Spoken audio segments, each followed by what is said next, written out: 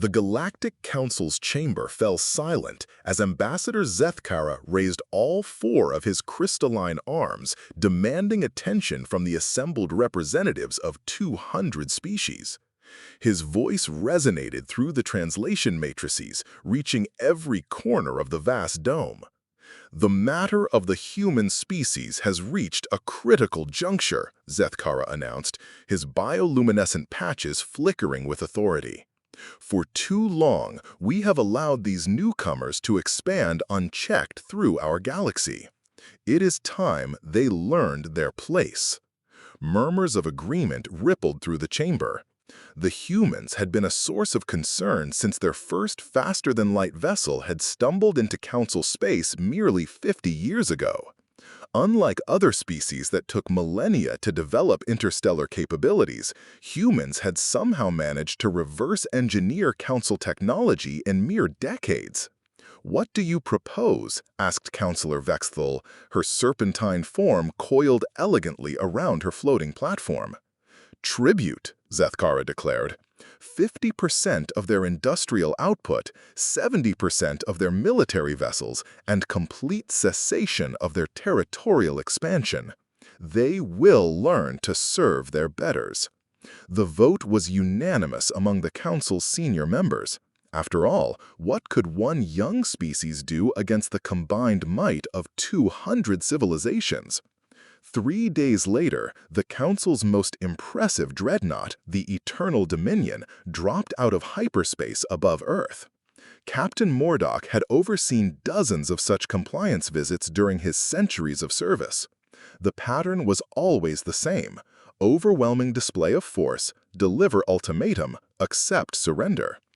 "Open a channel to the planetary government," Mordock commanded, settling his massive bulk into the command throne. The transmission connected to what humans called the United Nations. A middle-aged human female appeared on screen, her expression unnaturally calm for someone facing a ship capable of cracking planets. "I am Secretary General Chen," she said simply. "I assume you're here about the Council's generous offer." "It is not an offer," Mordock rumbled. "It is a demand. You have 72 hours to comply with the tribute requirements or face the consequences." Secretary General Chen smiled, an expression that somehow made Mordock's chitinous hide crawl. "Captain, I'm afraid there's been a misunderstanding. We've already prepared our response." "Surrender documents?" Mordock asked, confused by the human's demeanor. "Not exactly." The Eternal Dominion sensors suddenly screamed warnings. Ships were materializing throughout the system, not through hyperspace jumps, but through some form of instantaneous translocation technology the Council had never seen. Hundreds of vessels, each bristling with weaponry that registered as completely unknown to the ship's databases. "Impossible," Mordock whispered. "Your species has barely achieved interstellar flight." Chen smiled. "Captain, did you really think we spent 50 years in Council space just exploring? We've been studying every piece of technology we could get our hands on. Your species' achievements became our starting point, not our ceiling." The human fleet had surrounded the dreadnought in perfect formation. Mordock's tactical officer reported that their weapon systems were completely unknown, not just advanced, but operating on principles the Council's science couldn't explain. "Impossible," Mordock whispered. "Your species has barely achieved interstellar flight." Chen's smile widened. "Captain, did you really think we spent 50 years in Council space just exploring? We've been studying every piece of technology we could get our hands on. Your species' achievements became our starting point, not our ceiling." The human fleet had surrounded the dreadnought in perfect formation. Mordock's tactical officer reported that their weapon systems were completely unknown, not just advanced, but operating on principles the Council's science couldn't explain. "Impossible," Mordock whispered. "Your species has barely achieved interstellar flight."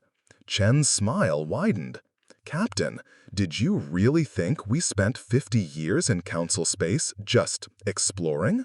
We've been studying every piece of technology we could get our hands on. Your species' achievements became our starting point, not our ceiling." The human fleet had surrounded the dreadnought in perfect formation.